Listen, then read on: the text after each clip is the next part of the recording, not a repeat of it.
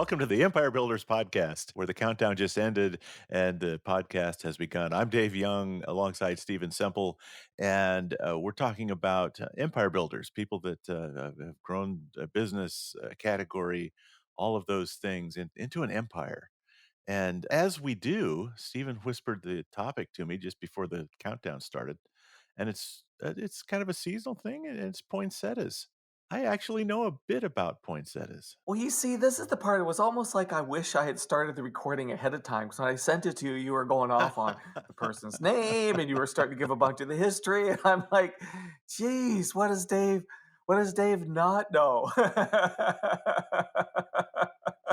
I actually stumbled across the guy's name. I was thumbing through a book in the Wizard Academy tower. For those who've not been at the tower, there's like 10 million books in the tower. Well, I happened to be looking for an old book we're sort of keeping an eye out for, and picked up this old book that looked it was old, and it was a history of I think it was an Andrew Jackson biography. And there was a bookmark, a little piece of paper tucked into the book on a particular page, and it said, "This is the guy poinsettias are named after." It's, I think, a guy named John Poinsett that somehow is written about in this book. I have no other information other than that. Like, I looked at it.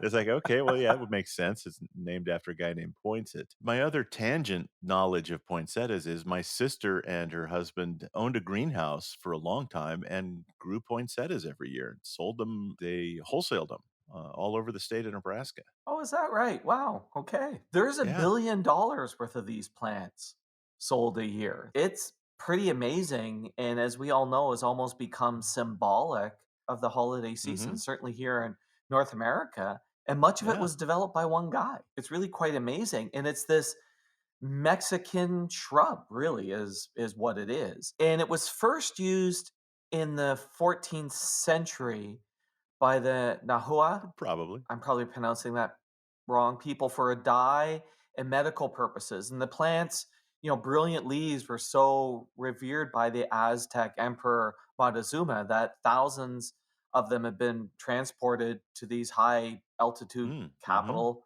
every winter. And after Spain colonialized Mexico, Franciscan monks dubbed the plant the flower of the blessed night and began showcasing them in All right. annual Yeah. Christmas processions. For the next few centuries, it was popular in Mexico, but kind of obscure to the rest of the world until, and it wasn't John, you were so close, Joel. last name was right, Joel, Okay. Joel Poinsett. Yeah. Hmm. And he was this wealthy Southern Unionist slave owner who, in the early 1800s, was appointed the first U.S. minister to Mexico. So while in Mexico, he actually tried to execute the purchase of Hmm. Texas, which Hmm. made him, a little unpopular in Mexico. So on a trip in 1828, he saw the plant and was so struck by it that he shipped samples back to the US. And the plant became known Hmm. as poinsettia, and it made its public debut in the US at a flower Cool. All show in right. Philadelphia. And by the end of the 19th century, it was selling in markets in the US. But there was a challenge. The plant was short lived, it wilted, and was hard to ship. It Yeah. really only lasted 2 or 3 days. Then everything changed in 1900. A German immigrant, Albert Eck, decided to open a health spa in Fiji. And on his way to Fiji, he stopped in LA and decided to settle there. Never made it to Fiji. He set up a dairy farm and a fruit orchard, and he also sold cut flowers Okay. as well as poinsettias. And by 1909, poinsettias were selling so well that they basically became the focus of his business. So in 1920, his son, Paul Eck, took over the business and moved the business just south of San Diego. And in 1930, the Plant Patent Act was passed, which allowed Mm. breeders to protect their creation. So he registered dozens of their creations. And they actually acquired a prize breeding technique from an amateur German gardener. And this became a massive protective secret that resulted in larger, All right. fuller, hardier plants. And at the same time, they started to heavily market the plant as the premier Christmas decoration. They sent out free samples to Women's Magazine. They got on the primetime shows like Oh, Johnny yeah. Carson. Remember Johnny Carson would have like just this whole huge background. And by the 1990s, they were selling 500,000 of these plants. And at the peak, they were Wow. Okay. 90% of the market at one point. And then it got reverse engineered by John Dole. Competition flooded the market and they declined to 50% of the market. And then in August of 2012, they sold to the Okay. Agriporo Group. Interesting. Yeah, so that's basically the arc, and also the reason why, as you said, the tie in to John Madison, because Poinsett was appointed as the U.S. ambassador to Mexico. Stay tuned. We're going to wrap up this story and tell you how to apply this lesson to your business right after this. Nice one. Thanks. We should do this more often, man. I wish we could. And why can't we? It's my business. What about it? Thought everything was good. It was. Do I hear a but in there? Sales have started to flatten, and we're down over last year. Oh. Can't figure it out. Tried a bunch of stuff. Putting in more time doesn't seem to make a difference. Yikes. It's frustrating. Have you spoken to Stephen? Who? The host from the podcast we just interrupted? No. Why not? I thought you were trying stuff. I am, but what's Steven gonna do?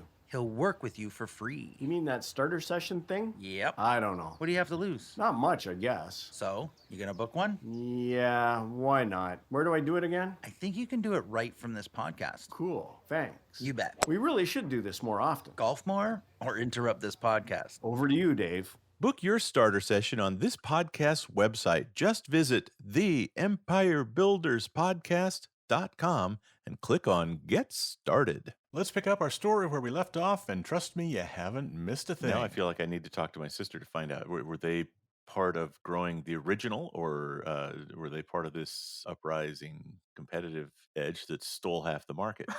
Reverse engineering. Yeah. But it's pretty cool when you consider like they got up to 90% of the market with this version that they were able to create and protect for a long period of time. One of the biggest benefits of my sister and her husband growing poinsettias in their greenhouse operation is that traditionally, a greenhouse operation in a place like Nebraska, you're going to do spring bedding plants and some annuals, right? The plants that you buy and you plant and they die, and Right. now Yeah. next summer you have to buy more, right? They don't come back every year. The poinsettia is actually a perennial, but nobody treats it as such. And because you just after Christmas the leaves stop turning red because it's a seasonal thing. The leaves aren't always red. And what it gave Right. them was another crop to grow in an off season, right? And something that you could sell for enough money to heat your greenhouses in the winter, right? Because I don't remember the exact number, but my brother-in-law shared his gas bill with me once and showed it. I was like, holy crap. In the middle of Nebraska in October, November, December, as you're growing these plants, you got to keep these greenhouses hot. It was beautiful. Like the greenhouses, they would do tours. Like people would come from a long ways away just to wander around in the greenhouses during poinsettia season. Oh, it would have been spectacular. And they Mhm. grow actually as a tree in Mexico. They can They're get quite large, yeah, which they grow wild in I California, had no in idea. LA. But here's the thing I thought that was really kind of interesting about it is they were growing this plant. They saw the change in the legislation, which allowed them to Mhm. further improve the plant and protect that secret. But, they really worked hard to grow the acceptance of that plant as a Yeah. thing for the holidays. They sent it out to women's magazines. Somehow they managed to get on, you know, a decoration and the Johnny Car. Like they pushed it out there and they used like today we would talk about influencers, but they leaned into that. Here's these things that are influencers, and as I said, at a point they were 90% of the market. And whenever you get to 90% of the market, you Sure. always know you're at risk, right? Like somebody's going to look at it